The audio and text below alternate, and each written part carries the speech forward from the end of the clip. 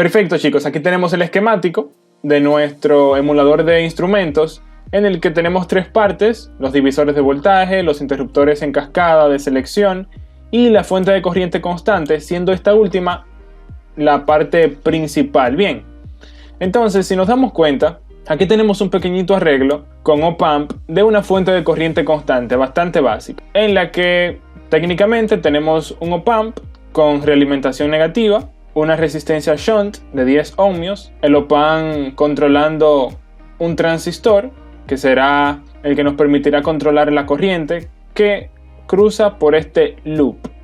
En este terminal block que está aquí es que vamos a conectar nuestra fuente de 24 voltios en serie con el graficador o instrumento que estemos pues utilizando, que necesite pues la corriente de 420 mA y más nada. Este emulador, si nos damos cuenta, es solamente de 2 hilos, lo que lo hace ideal para una aplicación sencilla y sin necesidad de más nada para poderse implementar. Entonces, ¿qué tenemos aquí? Bueno, un pequeño regulador de voltaje a 5 voltios, ya que esos 24 voltios se deben repartir en el voltaje colector emisor de nuestro transistor, en el voltaje que se caerá en la resistencia de sensado en esta shunt y en la resistencia del graficador, que usualmente es de 250 ohmios, además de la pequeña caídita aquí del diodo. Cabe destacar que la caída de voltaje en cada uno de esos elementos no debe ser demasiada para que me permitan pues alimentar este regulador y que él pueda mantener 5 voltios entre una referencia que se establece y la alimentación del op-amp. Y bien, y como este emulador es de 2 hilos, se sabe que va a ser alimentado justamente con la misma corriente que él va a producir, por lo que todos los componentes que tengamos aquí, dígase el regulador de voltaje, el op-amp y todo lo demás, no puede exceder el nivel de corriente mínima que va a permitir emular el dispositivo, en este caso 4 mA. Dígase, la corriente que consume el regulador, el op-amp que se usa como seguidor de voltaje, los divisores de voltaje, pues no debe exceder los 4 mA. Por eso nos damos cuenta aquí que los divisores de voltaje están dimensionados a la escala de los kiloohmios altos para limitar esa corriente lo más que se pueda, considerando también que los op-amps no exigen una corriente muy considerable en sus entradas. Aún así, se utiliza un seguidor de voltaje para evitar el efecto de carga que se genere, ya que la entrada de este op-amp la vamos a producir con estos pequeños steps, divisores de voltaje, que van a ser pues controlados por un interruptor, tenemos aquí abajo, y dependiendo del interruptor que tengamos seleccionado, pues habrá una entrada diferente aquí donde dice input. Si no colocamos este seguidor de voltaje, pues estas resistencias de aquí generarían un efecto de carga en el arreglo de resistencias que tengo aquí arriba. Por lo que si yo tengo esto calibrado para un voltaje, al conectarse en este punto directamente, pues sería afectada la relación por estas dos resistencias. Por eso utilizamos este seguidor de voltaje. Ahora bien, tengo unos calculitos aquí para que vean cómo se definieron todos estos valores y aquí podemos verlos. La función de transferencia, o básicamente, ¿verdad?, la ecuación que define la corriente que circulará por el loop de nuestro circuito es esta. El voltaje de entrada aquí en input por 1 más la relación entre R3 y R5, que es la de sense, sobre R4, que en este caso es la resistencia de entrada que tenemos aquí, más un voltaje de referencia, que en este caso son los 5 voltios con los que alimentamos el sistema, por la misma relación arriba, 1 más R3 sobre R5 sobre, entonces, en este caso, R2.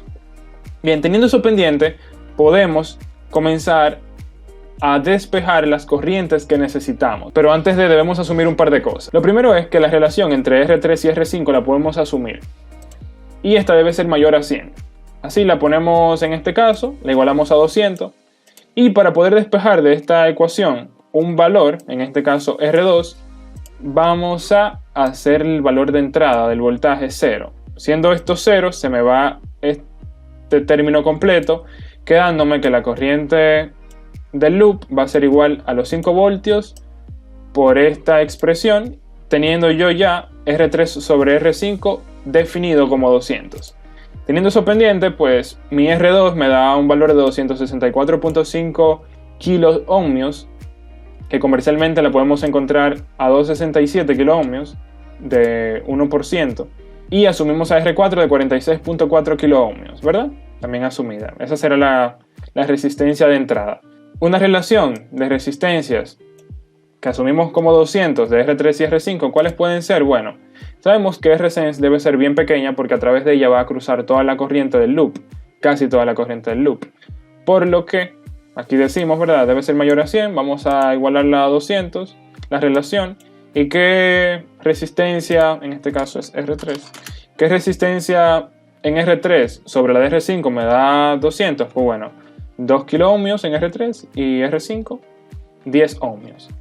Teniendo eso pendiente, pues de la expresión extraemos los K. Un K1 es mi primera constante y mi K2 es mi segunda constante. Son evidenciables en la misma ecuación. Teniendo pendiente esto, pues podemos decir que mi corriente de loop va a ser igual al voltaje de entrada por K1 más K2. Y ahora le damos con los valores de corriente que queremos pues lograr. En este caso queremos lograr diferentes steps. Un step de 4 mA, uno de 8, 12, 16, 20. Y el de 21 lo tenemos ahí para tener un parámetro de donde no nos podemos pasar, ¿verdad? Para cumplir con los parámetros del protocolo de 420 mA.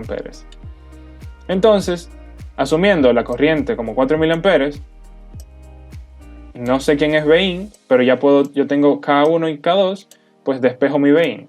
Y en este caso es 54.47 milivoltios. Y así sucesivamente, pues definimos un voltaje de entrada para nuestro sistema que me dé la corriente que necesito en el loop. Bien, una vez tenemos esto configurado, así dimensionamos los valores de las resistencias y todo lo demás, pues sabemos que la conexión final de nuestro sistema será de esta manera. Disculpen, esto lo dibujé aquí con el mouse, pero aquí en el conector que dice loop, pues tendremos la fuente de 24 voltios entrando por el más del loop, que se encargará pues de alimentar todo aquí. Todo se alimenta, se genera la corriente constante y salimos por aquí hacia la resistencia del graficador o el instrumento con el que estaremos pues trabajando. Y ahí se cierra el loop. Cabe destacar que en este cable sabemos que va a estar la misma corriente que definamos aquí con los diferentes voltajes de entrada. Ahora, esos voltajes de entrada que definimos, ¿verdad? Diferentes, 54 milivoltios, 977 milivoltios. ¿Cómo lo ingresamos? Bueno, hemos definido una serie de divisores de voltaje con los que sepamos que podamos lograr el voltaje requerido por cada corriente. Para 4 mA, 54 milivoltios, bueno, yo sé que aquí voy a tener 5 voltios, un divisor de voltaje con una resistencia variable. ¿Por qué? Porque bien, esto es a nivel de cálculos aquí en un cuaderno, pero en la vida real es otra. Y siempre pues deberá haber un ajuste, cosa que no representará ningún problema. Sí, esas resistencias variables deben permitirnos movernos por encima del rango y por debajo del rango que a nivel de cálculos lograría el voltaje requerido. Cabe destacar que aquí tenemos también una cascada de interruptores que me van a permitir seleccionar cada step. Si tengo el switch 4, por ejemplo, así como está, en la entrada van a haber 20 mA. Pero si bajo el switch 4, quien va a llegar a la entrada van a ser los 16, el voltaje para lograr 16 mA. Y así sucesivamente. Si llegamos al final y activamos el switch 0 y todos los demás, pues vamos a estar en un modo variable. Ese modo variable, en vez de ser un step brusco, tendremos entonces aquí un potenciómetro que podremos variar de manera personalizada. Idealmente debe ser un potenciómetro de muchas vueltas, de 10 vueltas por ejemplo, para lograr una buena precisión entre cada nivel de corriente. Y bueno, esto fue así de manera general el funcionamiento. No le di mucha álgebra o alguna explicación súper teórica del funcionamiento de esto, pero para que se ubiquen un poquito. El voltaje que tengamos aquí en B+, sabiendo que este op-amp tiene realimentación negativa, podemos decir que es el mismo voltaje que hay en B- y este mismo voltaje que hay aquí en esta resistencia, solo que como no estamos respecto a 0 voltios, cabe destacar que esto es tierra pero no 0 voltios, podremos entonces tener aquí el mismo voltaje que tenemos en la resistencia de Sense, por eso es llamado así, y en función a esta pues podremos controlar la polarización de ese transistor para que aquí y aquí haya una corriente constante.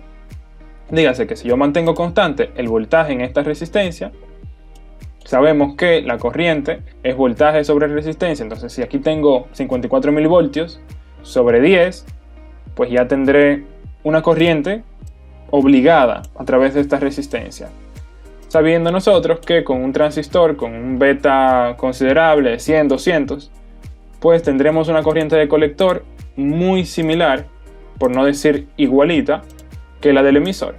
Y así básicamente forzamos con el voltaje de entrada, con la función de transferencia que definimos aquí, pues el funcionamiento que necesitamos. Y nada, teniendo eso pendiente, pues diseñamos nuestro PCB. Aquí lo pueden ver. Es un PCB que no es muy compacto, pero se diseñó así para que cupiera perfectamente en unos encapsulados que se mandaron a pedir. Por eso notan este cierto como que desperdicio de espacio, pero nada, es por el encapsulado en el que se mandó a pedir. Si vemos aquí el 3D, podemos apreciar la disposición de los componentes mejor. Aquí donde están estos conectores vacíos es que van los switches, los interruptores de los steps. En este terminal block el potenciómetro. Y aquí tenemos definido la entrada del loop. Y algo interesante que aprendí durante el diseño en equipo de este transmisor es que ¿cómo podemos medir corriente sin romper el loop? Bueno, colocamos este diodito aquí a favor de la corriente del loop. El op-amp se va a encargar de compensar lo que se caiga en él. Y sencillamente ponemos un terminal block aquí donde conectaríamos un amperímetro. Cuando la corriente venga por aquí, diga, hey, no, hay un diodo, vámonos por este ladito que es más fácil, considerando que los amperímetros tienen una muy buena y baja impedancia cuando están midiendo corriente, pues la corriente se va por aquí, atraviesa mi amperímetro y sigue hacia mi sistema sin necesidad de yo haber cortado ni interrumpido el loop mismo.